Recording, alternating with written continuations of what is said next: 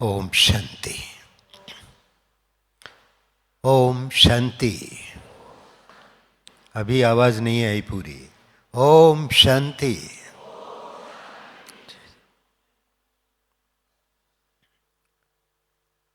सर्वप्रथम आप सबको नए वर्ष नवयुग की पूर्व अग्रिम ढेर सारी शुभकामनाएं और बहुत बहुत बधाइयां स्वीकार कीजिए।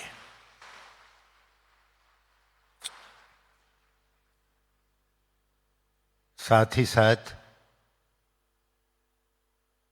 दिल्ली दरबार आया है, आगरा भी आया है, समस्त भारत के कोने कोने से सभी भाई बहनें जो प्रभु मिलन के लिए आए हैं, उन सबको प्रभु मिलन की, ईश्वरीय मिलन, मंगल मिलन मनाने की, उसकी भी ढेर सारी बधाइयां, बहुत बहुत शुभकामनाएं। संगम युग की विशेषता है बधाइयों का। हर दिन नया दिन है, विशेषता संपन्न है, हर दिन उमंग उत्साह का दिन है। इसलिए सेवा में भी जो आए हैं, मधुबन में सेवा का सौभाग्य मिलना बहुत बड़ी उपलब्धि है। उसके लिए भी भाई बहनें जो आए हैं, उनको सेवा का मेवा प्राप्त करने की भी, उसकी भी बहुत बहुत शुभकामनाएं, बहुत बहुत बधाइयां। और इन बधाइयों के साथ साथ में आज की मुरली के अनुसार प्यारे बाबा कहते हैं, अपनी ऊंच तकदीर बनाने के लिए जिससे भी बात करें उसको बात करते सामने देखते हुए अपनी बुद्धि का योग एक नेव बाप से लगाना है, उसकी तरफ ध्यान देने वालों का, और नई दुनिया की स्थापना के निमित्त बने हुए भाई बहनों का, बाप के डायरेक्शन का पालन करने वालों का।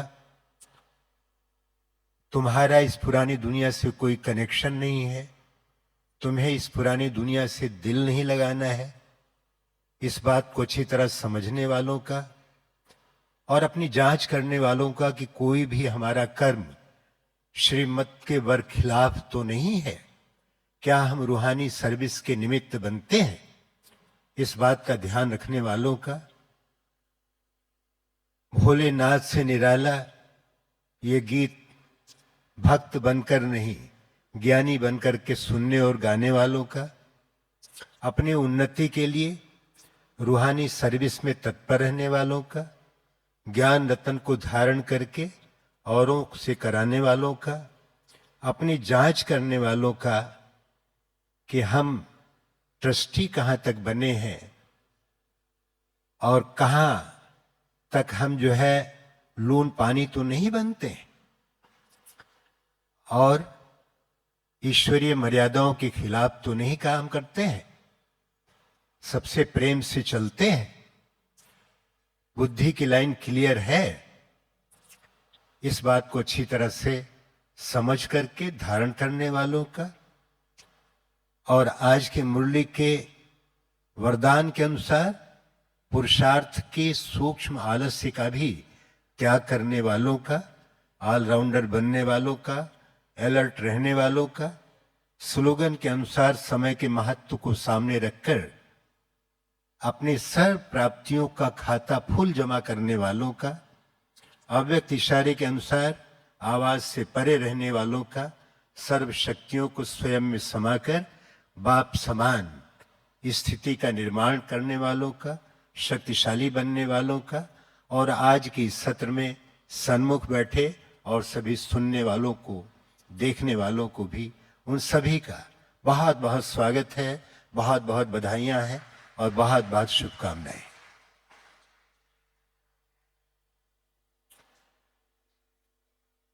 ब्राह्मण जीवन की विशेषताएं। वास्तव में कहना चाहिए संगम युगी ब्राह्मण जीवन की विशेषताएं। अन्यथा लोग ब्राह्मण समझते हैं कि ये ब्राह्मण है, बाकी इनको ये कुछ और नजर आते हैं। इसलिए हम सबको बड़ी सावधानी से कहना चाहिए संगम युगी ब्राह्मण जीवन की विशेषताएं क्या है, उन पर हम सब चर्चा करेंगे। हम सब जानते हैं कि हमारा जीवन बड़ा अलौकिक है, बड़ा दिव्य है, और संगम युगी ब्राह्मण जीवन तो प्राप्तियों से भरा हुआ जीवन है। ये सबसे यूनिक जीवन है, अलौकिक है, सर्व प्राप्तियों से भरा हुआ जीवन है। और ये संगम युग कितना आनंदकारी है।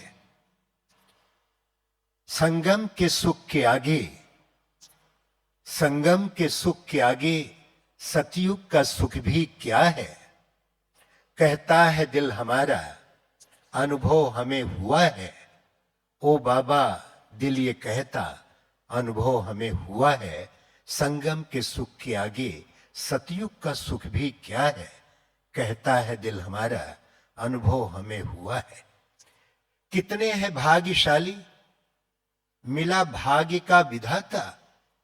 भगवान हमको बेहद दिल तख्त पर बिठाता। इसी युग में हमने पाया है प्रभु के दिल का आसन। है तीन लोक से भी ऊंचा बड़ा सिंहासन।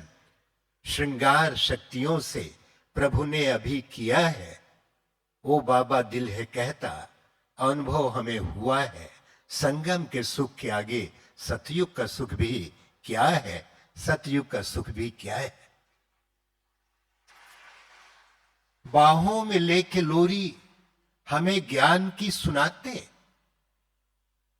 नजरों से हो उठाते, पलकों में है सुलाते।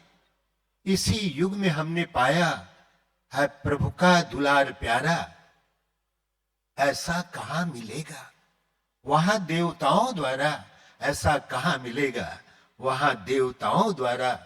आंचल में सारा जीवन भगवान के जिया है। कहता है दिल हमारा, अनुभव हमें हुआ है। संगम के सुख के आगे सतयुग का सुख भी क्या है। और क्या है अतीन्द्रिय सुख। क्या है अतीन्द्रिय सुख, पूछो हम गोप गोपियों से। और मजा क्या प्रभु मिलन में, हम राजयोगियों से। मजा क्या प्रभु मिलन में, हम राजयोगियों से। नजरें रहे ये हम पर, हरदम रहे नजारा। नजरें रहे ये हम पर, हरदम रहे नजारा। ये हाथ साथ बाबा हर पल रहे तुम्हारा। ये हाथ साथ बाबा हर पल रहे तुम्हारा। बेहद का प्यार प्रभु ने हमको अभी दिया है। ओ बाबा दिल है कहता, अनुभव हमें हुआ है। संगम के सुख के आगे सतयुग का सुख भी क्या है। कहता है दिल हमारा, अनुभव हमें हुआ है। अनुभव हमें हुआ है।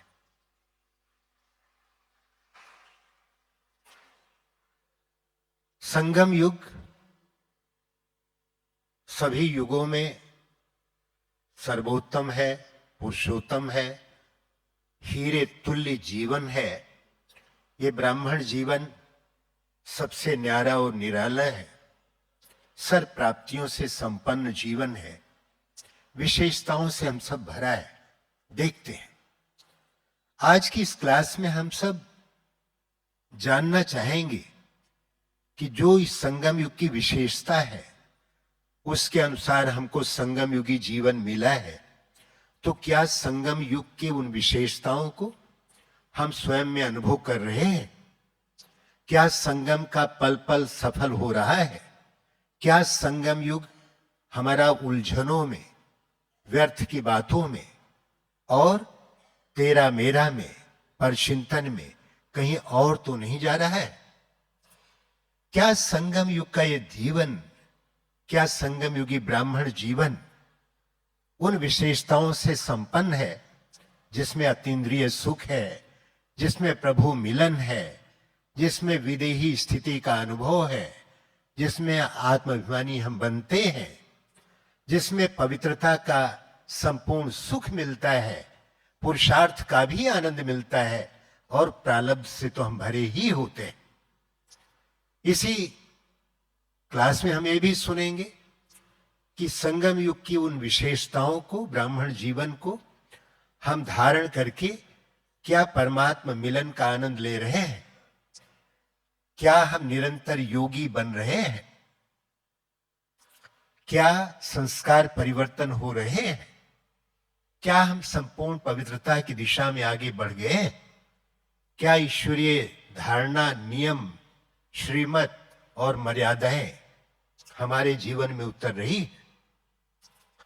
आज इस क्लास में हम सब सुनेंगे। मैं आपसे सबसे पूछना चाहता हूं, आज की इस क्लास में नया कौन है जो पहली बार आए हैं मधुबन में? पहली बार जो आए हैं जरा हाथ उठा ले। पहली बार, प्रथम बार, लंबा हाथ जरा उठाए, लंबा हाथ। बहुत अच्छा, बहुत अच्छा। 1/3। एक बार अभिनंदन कर ले आप सबको नए जन्म की, नए युग की, नए वर्ष की बहुत बहुत शुभकामनाएं। संगम युगी ब्राह्मण जीवन की पहली विशेषता है और वो है योगी पवित्र जीवन। पवित्रता का वरदान योगी बनने के साथ साथ हम सबको जन्मते ही मिल जाता है और ये पवित्रता इतनी सरल हो जाती है, संसार जिसको असंभव कहता है वो हमारे लिए संभव हो जाता है। ईश्वरीय जीवन में ईश्वरीय ज्ञान प्राप्त करने के बाद, अनुभव मिलने के बाद, यज्ञ इतिहास को जानने के बाद, हमारे आदि रत्नों का त्याग, उनकी तपस्या, उनकी सेवा और उनका ईश्वरीय मिलन में मगन जीवन देखकर, उनका अनुभव सुन करके अब हम सबको सहज हो जाता है कि हम पवित्रता की धारणा को सहज अनुभव करें।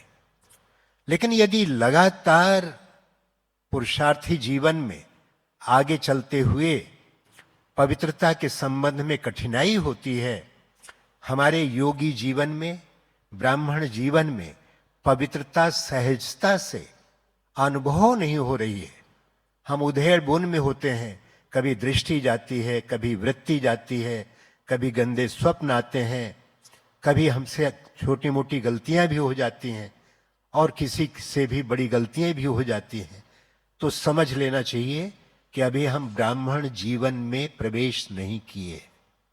ब्राह्मण जीवन कहते किसको है, अभी उसको समझा भी नहीं है। इसलिए पवित्रता, जिसको हम ब्रह्मचर्य भी कहते हैं, ईश्वरीय ज्ञान मिलते ही बाबा की तरफ से ये हम सबको इसकी परिभाषा मिल जाती है कि ईश्वरीय जीवन, ब्राह्मण जीवन की परिभाषा है संपूर्ण पवित्र जीवन। पवित्रता का अर्थ मात्र ब्रह्मचर्य ही नहीं, बल्कि ब्रह्मचारी बनना है। ब्रह्मचारी बनना है। हम ब्रह्मचारी बनते जाते हैं, ब्रह्मचर्य इजी होता जाता है, अपने आप समा जाता है। ब्रह्मचर्य तो पहला ही कदम है, इसके बाद तो हम और आगे बढ़ते हैं। ब्राह्मण जो ब्रह्मा मुख वंशावली बने हैं, हम सब मुख वंशावली बनने के साथ साथ मरजीवा जीवन में जन्म लिए। हमारा जीवन ब्राह्मणों को द्विज कहा जाता है। द्विज माना 2 बार जन्म लेने वाले। एक तो कुख से जन्म हुआ है, कोख से, दूसरा मुख से जन्म हुआ है, जो हम सब ब्राह्मण बने।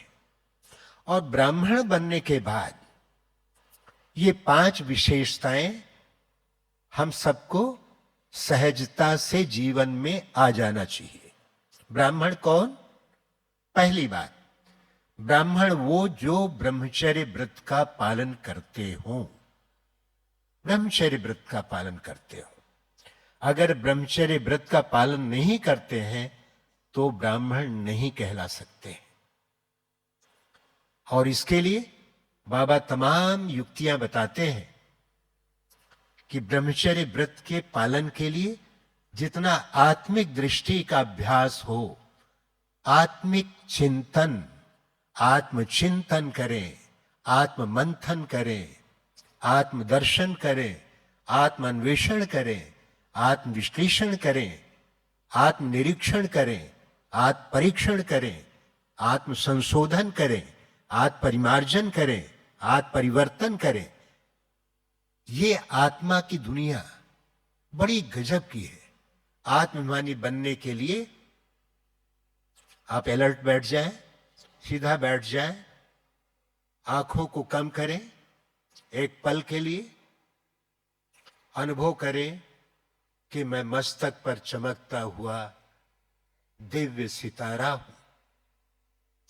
मैं चमकता हुआ दिव्य सितारा हूं। तन से न्यारा प्रभु का प्यारा हूं।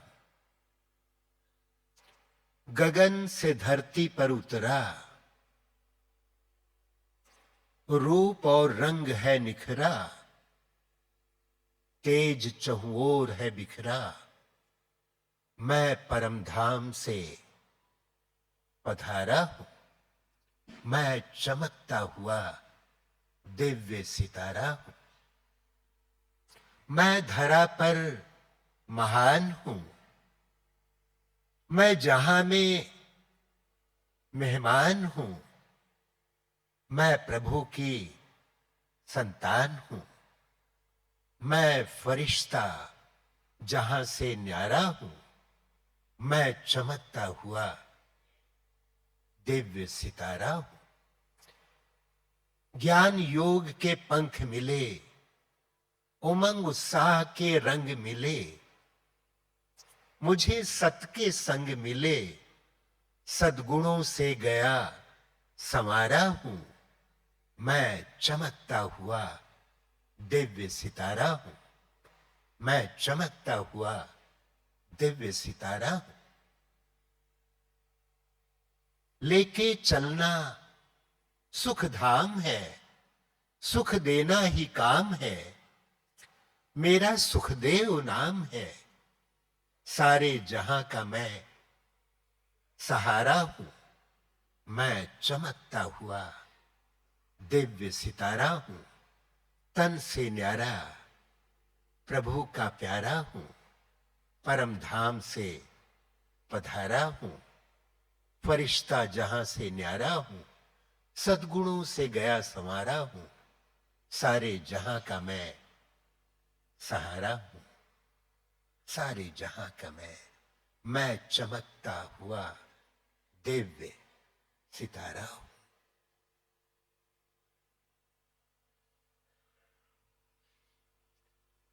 अनुभूतियों के इन पलों को प्रतिदिन हम अवश्य ध्यान में रखकर अभ्यास करें।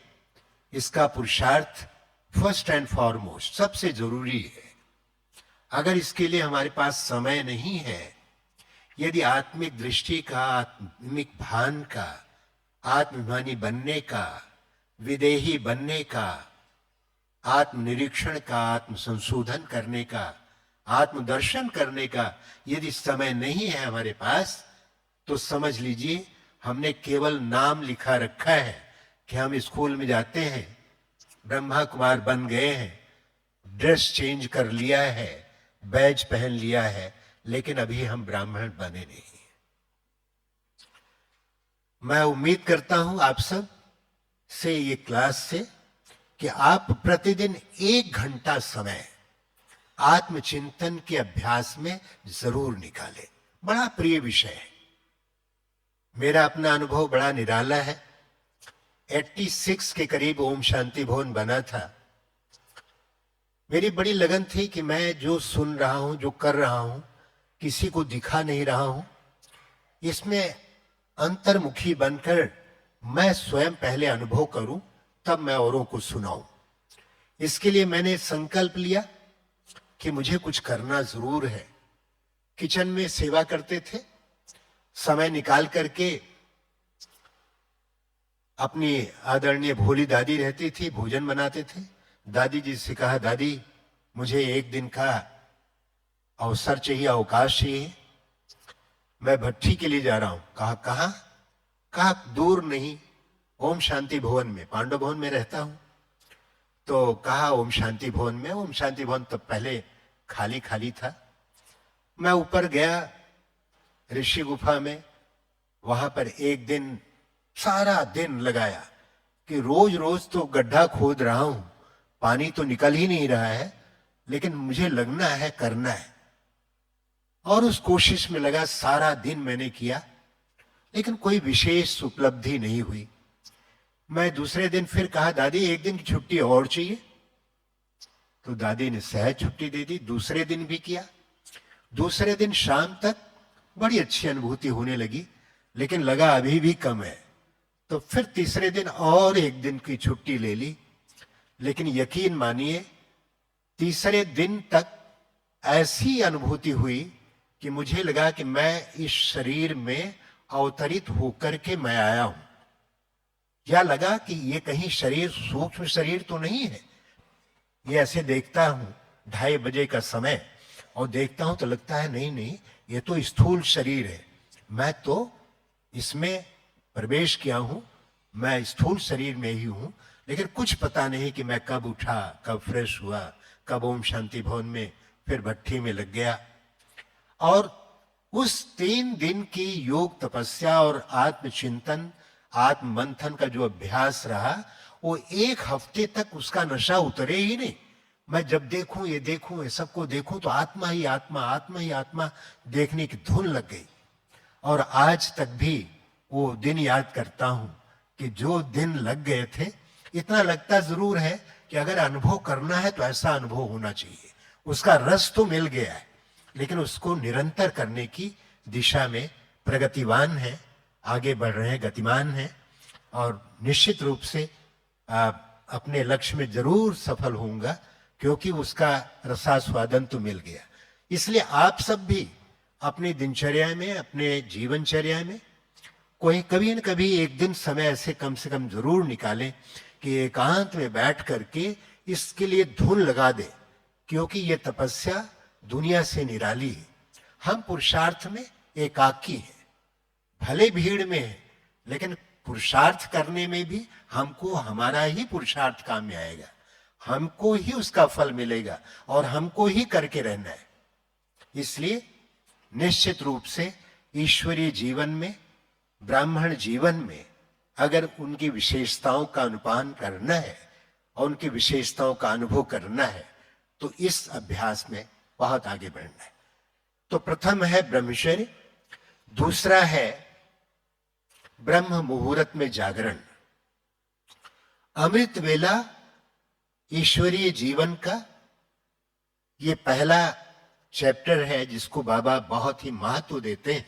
अपने पास अमृत वेला की किताब भी बनी है, जिसमें बाबा के महावाक्यों का कि अमृत वेले ही अमरनाथ बाप अमृत पान कराने के लिए, अमर बनाने के लिए आप बच्चों के लिए ही आते हैं, आप बच्चों के लिए ही रहते हैं। वो अपॉइंटमेंट हमारा गॉड के पास, गॉड के साथ है।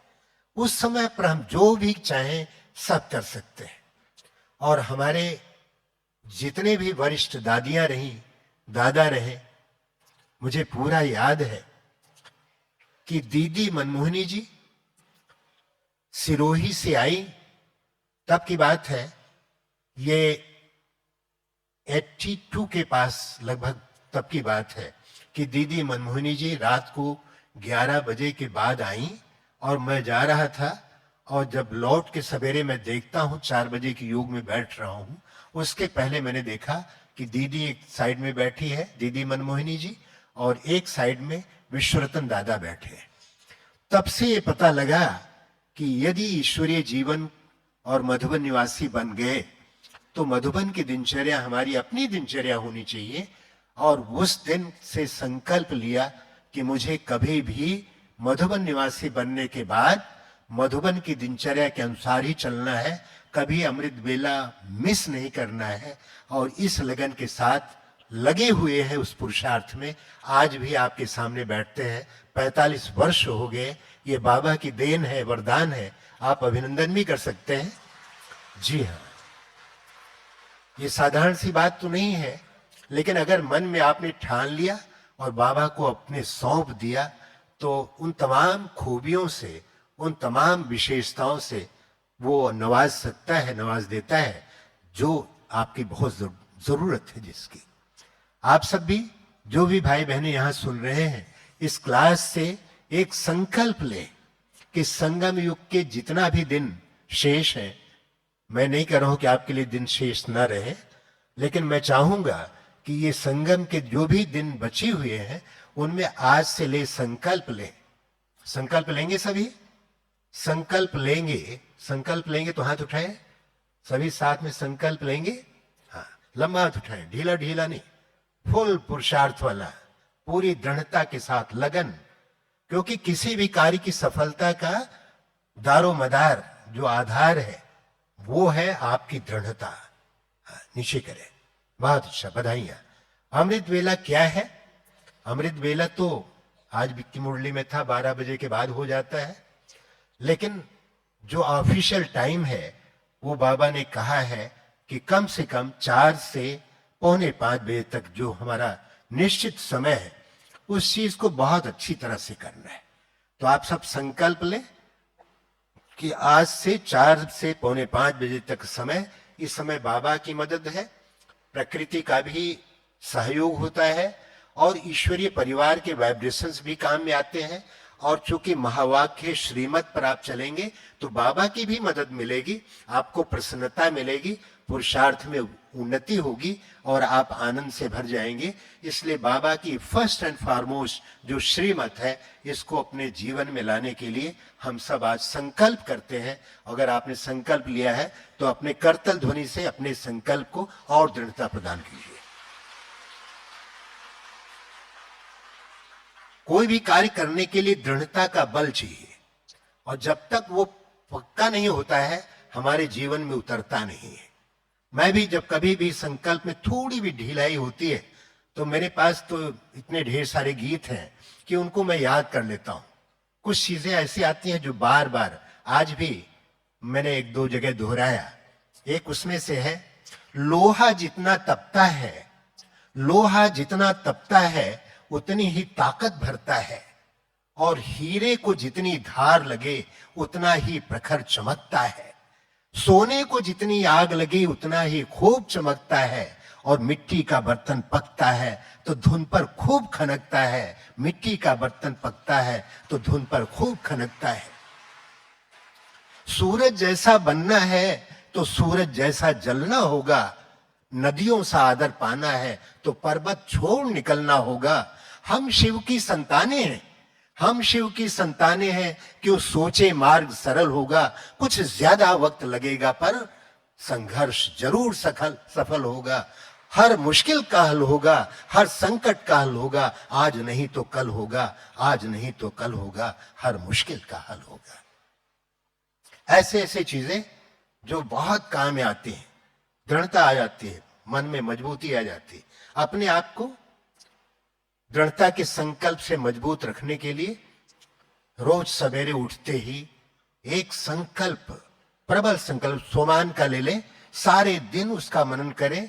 कुछ और नहीं, एक सरल सा अभ्यास कि मैं शिव शक्ति हूं या मैं मास्टर सर्वशक्तिमान हूं, इसका अभ्यास करें। और दिन भर में लक्ष्य बनाएं कि कम से कम 25 बार 30 बार तो करना ही चाहिए। अगर ये संकल्प ले लिया तो आप देखेंगे आपकी दिनचर्या में आपका सोमान इतना बढ़ जाएगा कि आपके जो चलते फिरते उठते बैठते छोटी छोटी जो शिकायतें करते, मैं तो ऐसे ही हूं, मैं तो ऐसे हूं, मेरा घर ऐसा है, मेरा पड़ोस ऐसा है, मेरे पास ये समस्याएं, सारी उन समस्याओं पर विराम ऐसे लगेगा जैसे कि अब है ही नहीं। निश्चित रूप से देखें, एक दिन करके देखें, ज्यादा नहीं, आज से लेकर के अभी क्लास से लेकर के रात तक भी अगर आपने 20 बार कर लिया तो आप देखेंगे व्यर्थ संकल्पों से आप मुक्त रहेंगे। आपके मनोबल में अच्छी वृद्धि होगी और आपका आत्मबल बढ़ जाएगा। सोमान को जरूर कायम रखना चाहिए। बिना स्वमान के इस पुरुषार्थ के पथ पर निरंतर सफलता संदिग्ध रहती है। इसलिए आवश्यक है कि आए हम सब पुरुषार्थ की इस लगन में मगन हो जाए। तो सवेरे उठे, केवल उठना ही नहीं, अलर्ट बैठे, जैसे मैं बैठा हूं ऐसे बैठ सकते हैं। देख रहे होंगे पांव पे पांव रखते हैं, ये कब से मैं बैठा हूं। आप इस आसन में जो बैठ सके इसमें बैठे प्रयास करें। जो बैठ सके, भाई बहन सब बैठ सकते हैं। हमारी दादियां भी बैठती थी पांव पे पांव, बहुत अच्छा है। इस पर बैठने के बाद इतना तो अवश्य है कि जब इस मुद्रा में बैठेंगे तो आपको निद्रा मुक्त होने में बहुत मदद मिलेगी। और सामने अपनी ग्रीवा सीधा रखें, गर्दन सीधा, सामने देखें, सामने बाबा को देखें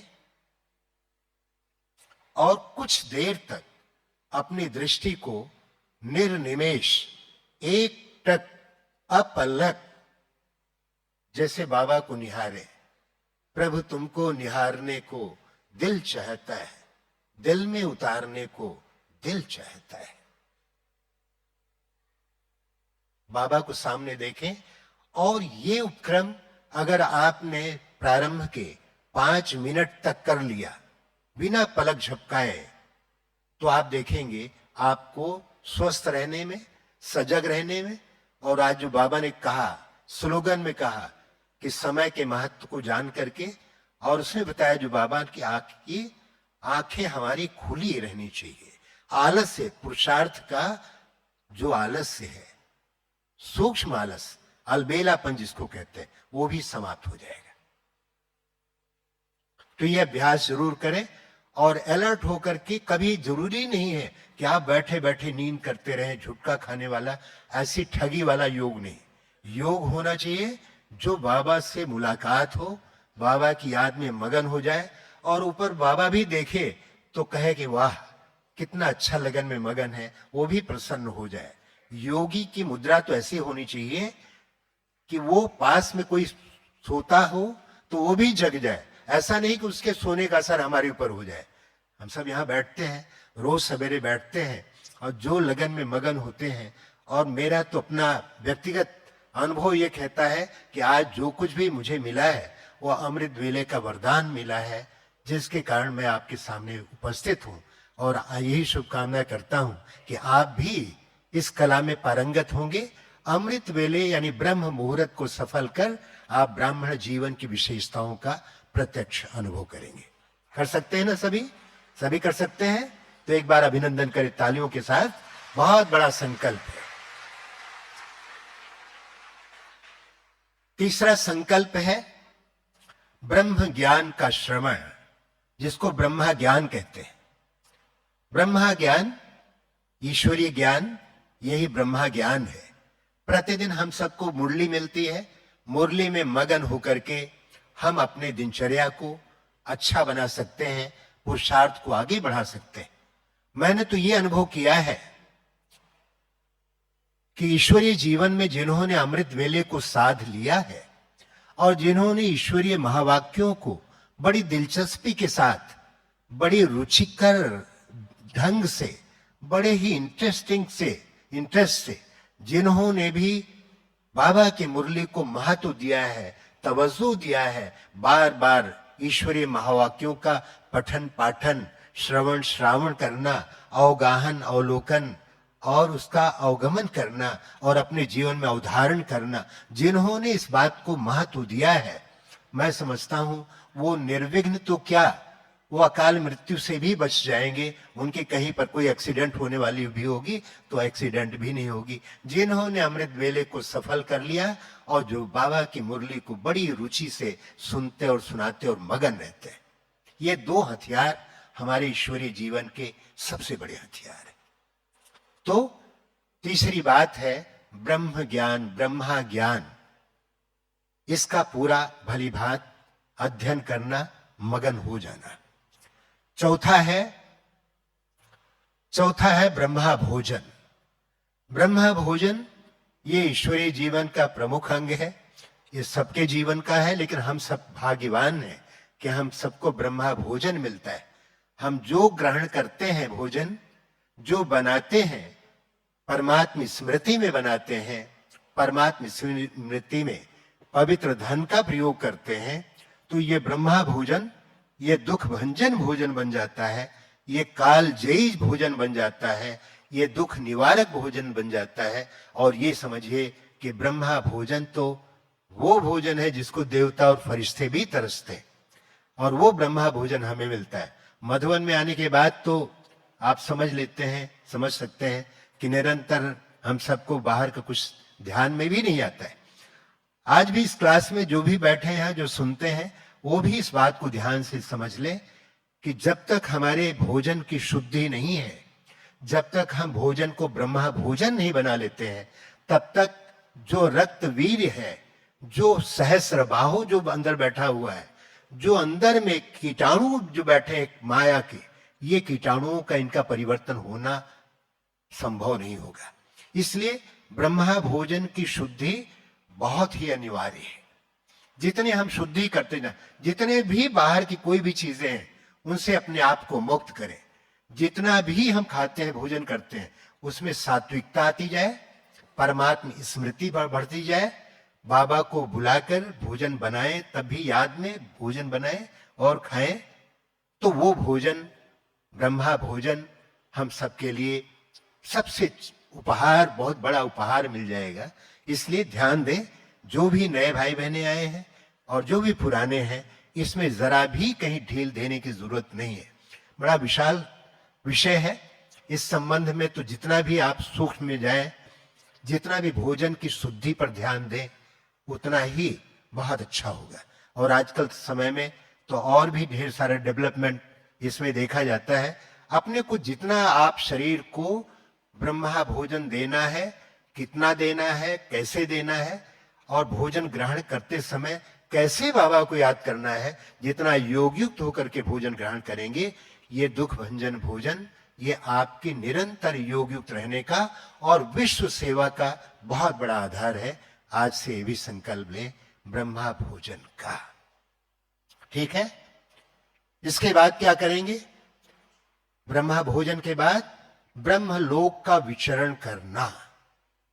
ब्रह्मलोक का विचरण करना, इसका मतलब है परम धाम की यात्रा करना, अशरीरी बनना, अव्यक्त बनना, वतन में जाना, इसकी यात्रा करना। इसके लिए समय निकालें। जब भी याद में बैठे, बाबा ने कई बार कहा कि जब आप याद में बैठते हैं तो दोनों स्थितियां होनी चाहिए। इस शरीर के भान से हम अलग हों, आत्मचिंतन की, आत्ममंथन की, आत्मदर्शन की गहराई में जाए, स्वयं को शरीर से अलग करें। बड़ा सहज मैं आपको एक दो पॉइंट सुना रहा हूं, बहुत उपयोगी है, आप उसको जीवन में जरूर लाइएगा। और वो है कि स्वराज अधिकारी बनना, कि मस्तक सिंहासन पे हम आत्माएं राजन बने और शासन चलाएं, कर्म इंद्रियां कर्मचारी हमारी, भ्रिकुटी बीच दरबार अपना सजाए, करे मंत्रणा अपने मन मंत्री से, समाचार पूछें सजग संतरी से, बड़ी सावधानी से इस राजधानी को माया की छाया से पल पल बचाएं। बुद्धि का मुंसिफ बड़ा न्यायकारी, मैं राजा भी राजी, सुखी जनता सारी, सुसंस्कारों की सेना सजग है, जो दुर्गुण के दुश्मन से धोखा न खाए। अपना हाथ सिर पर रखें, दाहिना हाथ, और फील करें, आंखों को कम करें, जैसे बाबा के वरदानी हाथ मेरे सिर पर आ गए हैं। खुदा दोस्त की हम पे है छत्र छाया, जो खोया था स्वराज फिर से दिलाया, उपकार उसने किए हम पे इतने कि आभार धरती गगन मिलके गाएं। मस्तक सिंहासन पे हम आत्माएं राजन बने और शासन चलाएं, कर्म इंद्रियां कर्मचारी हमारी, भ्रिकुटी बीच दरबार अपना सजाए, भ्रिकुटी बीच दरबार अपना सजाए। नीचे करें। मैं इसको बने मनोविनोद ढंग से कभी देखता हूं कि मैं राजन बन करके राज्य कर रहा हूं, और कभी इंद्रियों की चलायमानी हुई तो खुद ही चिंतन करता हूं कि मैं अब राजा हूं। अभी तक तो राजतंत्र था, ये देखते देखते प्रजातंत्र कब हो गया। कभी तो राज दरबार लगाता रहा, आज तो पार्लियामेंट में जैसे बैठे हो वहां पर मन जो है प्रधानमंत्री बन जाता है, सिर जो है शिक्षा मंत्री बन जाता है, और आत्मा राष्ट्रपति बन जाती है निमित्त मात्र ऊपर। और हमारी कर्मेंद्रियां अपना काम करते हैं, एक ठक ठक होता है, इधर होता है, उधर होता है। ये नाक जो है जांच प्रदूषण मंत्रालय यहां आ जाता है, मुख जो है खाद्य मंत्री बन जाता है, दांत जो है उद्योग मंत्रालय यहां आ जाता है, हार्ट होम मिनिस्ट्री यहां आ जाता है, ये रोजगार मिनिस्ट्री बन जाती है, चमड़ी जो है डिफेंस मिनिस्ट्री बन जाती है, पेट परिवार कल्याण मंत्रालय यहां आ जाता है, टांगे जो है ट्रांसपोर्ट मिनिस्ट्री बन जाती है, पूरा यहाँ पर ही डेमोक्रेसी हो जाती है।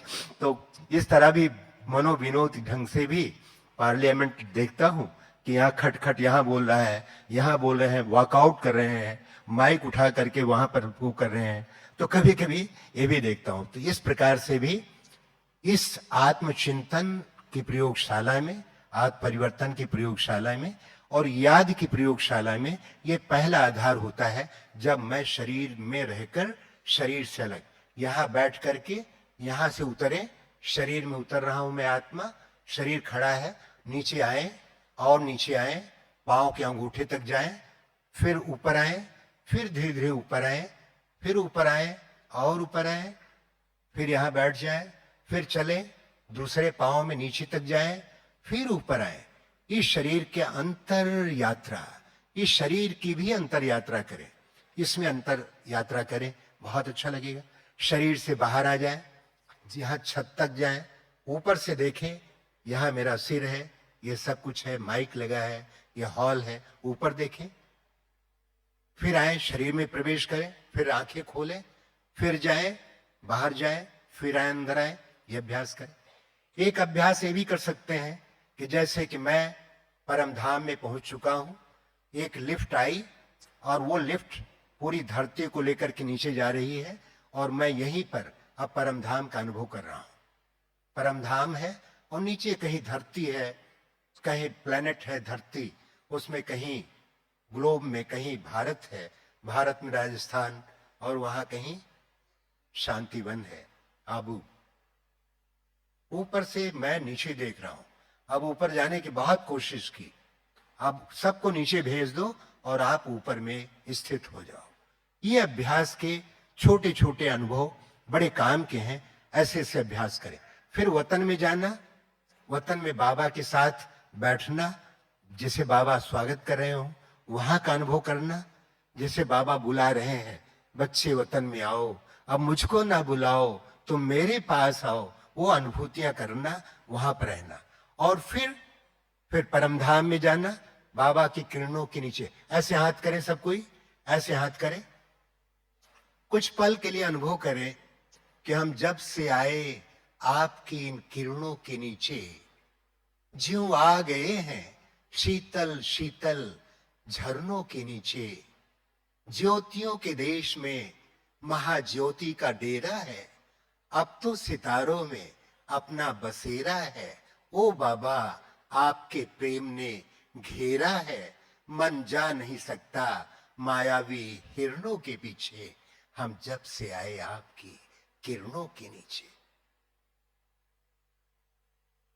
रोशनी से आपकी बाबा हम नहाए हैं, किरणों की बाहों में हम तो समाये हैं, देह दुनिया जाने कब का सब कुछ भुलाए हैं।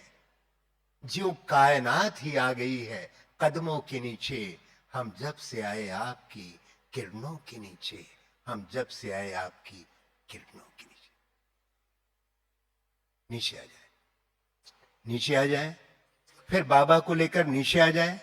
कभी कभी मन करे तो साकारी याद में पल जाए, आ जाए, मधुबन में पहुंच जाए, शांतिवन में आ जाए, घर पे बैठे और यहाँ हॉल में देखें और वो दृश्य देखें कि जैसे कि ये नया वर्ष है, बाबा यहाँ पर हैं, बाबा उठ रहे हैं दादियों के साथ, हैं, वो घंटी भी बज रही, घंटा बज रहे हैं, बाबा नए वर्ष की बहुत शुभकामनाएं दे रहे हैं, नवयुग का वो भी पल देख लें कि जब बाबा पूरे हॉल का चक्कर लगाते रहे हैं, आप बीच में जहां बैठे वहीं फील करें कि बाबा आ रहे हैं, बाबा आ रहे हैं, बाबा की दृष्टि ले रहा हूं, भगवान को चलते हुए देख रहा हूं।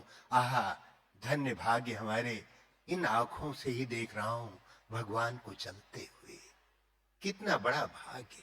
पूरे हॉल का बाबा आधा घंटे में जो चक्कर लगाते हैं, ऐसे फील करें कि बाबा आज भी हमारे सामने मेरे साथ में। ये बैठ जाए, ये सहज योग है। ये साकारी याद भी बहुत है। मधुबन पहुंच जाए पांडव भवन में, वहां पर कुटिया की यात्रा करें, कमरे की यात्रा करें, हिस्ट्री हॉल में चले जाएं, वहां शांति स्तंभ पे चले जाएं, ओम शांति भवन, ये सब याद करने की तमाम युक्तियां इतनी सहज दी है बाबा ने कि केवल आपकी स्विच ऑन होना चाहिए और अनुभूतियों के वो पल आपके साथ में और उस याद में मगन हो जाए। तो कभी साकारी याद, कभी आकारी याद, कभी निराकारी याद, इतने ढेर सारे खजाने दिए हैं। कम से कम जो भाई बहनें आज सुन रहे हैं वह आज से शिकायत करना, ये कहना बंद कर दें कि मेरा तो योग ही नहीं लगता, या मेरे तो व्यर्थ संकल्प ही चलते रहते हैं, योग कैसे लगाऊं, कब टाइम मिले तो उनके पास जाऊं, उनके पास जाऊं, पूछूं। कुछ भी पूछने की जरूरत नहीं। जो भाई बहने, नए नए भाई बहने हैं, वो बाबा की जीवन कहानी ही पढ़ लें, किताब पढ़ लें, हमारी आदरणीय दादियों की जीवन के अनुभव सुन ले। जब तक यज्ञ के प्रति प्रेम नहीं होगा, जब तक परमात्मा प्रेम इस तरह आगे नहीं बढ़ता है, जब तक आप अपने इस यज्ञ को स्नेह में डूबकर स्वीकार नहीं कर लेते कि मैं भी इसी का हूं, मैं यहीं का था, मैं यहीं का हूं, तब तक वो रस नहीं मिलता है। इसीलिए आजकल योग तो लगाते हैं, मनसा सेवा करते हैं, बहुत दूर दूर तक बड़ी बड़ी बातें करते हैं, लेकिन मशीन बनने से काम नहीं चलेगा। बहुत अच्छा हो कि अपने जीवन के लिए अभ्यास कर लें, स्नेही मूर्त बन जाए। है स्नेह जगत में सार, और कुछ सार नहीं। जितने प्रेम से आप बाबा को याद करेंगे, जितना प्रेम अपने आप को करेंगे, जितना प्रेम आप ब्राह्मण परिवार, ईश्वरीय परिवार के एक एक भाई बहन को प्यार करेंगे, जितना प्रकृति को प्यार करेंगे, उतना ही आप प्यार से भरे रहेंगे। तो आइए हम सब स्नेही मूर्त बन जाएं। दूसरा, शक्तिशाली बने। तीसरा, समय का सदुपयोग करें। चौथा, स्वास्थ्य की भी संभाल करें। पांचवा, शुभ भावनाएं, शुभकामनाएं दें, ड्रामा में साक्षी हो जाए। और अंतिम बात, बाबा को अपना साथी बना ले। निस्संदेह आपका जीवन बहुत अच्छा हो जाएगा। आज की क्लास से सतीश भाई की 7 बातें नोट कर लें, बहुत अच्छी, जो प्राय मैं क्लास में बताता हूं। रोज दिनचर्या में, रोज सवेरे उठे, उठते ही बाबा को बड़े प्रेम से नमस्ते कर लें। सुबह सुबह उठो कहते कहते, ओ प्यारे बाबा नमस्ते नमस्ते, प्यार से कहो मुस्कुराते हंसते हंसते, ओ प्यारे बाबा नमस्ते नमस्ते। पहली दृष्टि में पहला प्यार बाबा के प्यार में इतना डूब जाए कि किसी व्यक्ति का, इंसानों के प्यार की कोई आवश्यकता न रहे। दूसरा स्वमान ले ले कि मैं शिव शक्ति हूं, या मैं मास्टर सर्वशक्तिमान हूं, या मैं अवतार हूं। आज का दिन मेरा एक नया जीवन है, मुझे बोनस मिला है, या मैं परमात्मा का दूत हूं, ईश्वर का संदेशी हूं, मेरा धरती पर अवतार हुआ है। भाव ये होना चाहिए कि अब मैं नीचे से ऊपर न जाऊं, रोज आपकी यात्रा अवतार लेकर के ही करना है। इस बात को पक्का कर ले। उठते ही, बिस्तर से उतरते ही ऐसे संकल्प करें, ऐसे हाथ कर ले, ऐसे हाथ कर ले, ऐसे हाथ कर ले। वरदानी मुद्रा में आंखों को कम करें, अनुभव करें, मैं शिव शक्ति हूं। बोलिए जरा तो, मैं शिव शक्ति हूं, मैं शिव शक्ति हूं, मैं प्रेम का अवतार हूं, मैं पवित्रता का फरिश्ता हूं, मैं शांति का अवतार हूं, मैं शांति दूत हूं।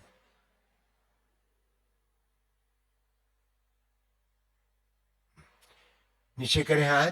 अगर ये क्रम आपने सवेरे उठते ही 5 बार कर ले और दिन भर में कम से कम लक्ष्य बनाए 5 बार करने का, ये आपके लिए इतना उपयोगी होगा कि बहुत अच्छा आपका दिन बीतेगा। लौकिक बातें समाप्त, आपका दिनचर्या अलौकिक बन जाएगी। आप अवतार लेकर के यही लगेगा कि ऊपर से मैंने मास्क पहना है मम्मी पापा का, लेकिन अंदर से मैं फरिश्ता हूं और मुझे इस फरिश्ता बनाकर सबको लेकर जाना है। तीसरी बात अमृत बेला पक्का करेंगे। चौथी बात बाबा की मुरली को। पांचवी बात कर्म योग को। ऐसे हाथ करें, ऐसे हाथ कर ले, अनुभव करें कि बाबा की किरणों के नीचे मैं बैठा हूं। बाबा से लाइट आ रही है, माइट आ रही है, बाबा मेरे सिर पर है, बाबा की छत्र छाया के नीचे मैं हूं। ये अनुभव, ये अभ्यास नेचुरल चलते फिरते कुछ और हो ना हो, केवल यही कॉन्शियस में हो जाए कि मेरे सिर पर मेरे बाबा है। और यही अभ्यास अगर पक्का हो, चलते फिरते, भोजन बनाते खाते, गाड़ी चलाते, ऑफिस बैठे, कुछ भी काम करते हुए अभ्यास यही अनुभव हो कि मेरे सिर पर मेरे बाबा है।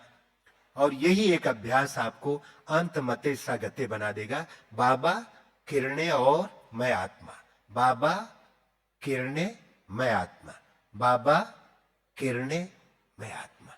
एक ये सूक्ष्म अभ्यास बहुत अच्छा अभ्यास है, बहुत अच्छा सुखदाई है, बड़ा सरल है। और पांचवी बात में एक और संकल्प कर ले, पांचों अभ्यास कर ले, पांचों स्वरूपों का मेरे साथ कर ले। जैसा मैं कहूं, मैं ज्योति सितारा, बोलिए, मैं देव प्यारा, मैं पूज्य न्यारा, मैं ब्राह्मण दुलारा, फरिश्ता पधारा, मैं ज्योति सितारा, मैं देव प्यारा, मैं पूज्य न्यारा, मैं ब्राह्मण दुलारा, फरिश्ता पधारा, फरिश्ता पधारा। छठवीं बात एकांत में बैठना, चिंतन करना, चार्ट लिखना। और अंतिम बात है दिल से सबका धन्यवाद कर देना। इसका धन्यवाद करना, इसका धन्यवाद कर दे। धन्यवाद मेरे शरीर, अंतिम जन्म के अंतिम साथी, बड़े काम के हो तुमका, कैसे आभार करूं, बहुत बहुत धन्यवाद, बहुत बहुत धन्यवाद। इसका करें।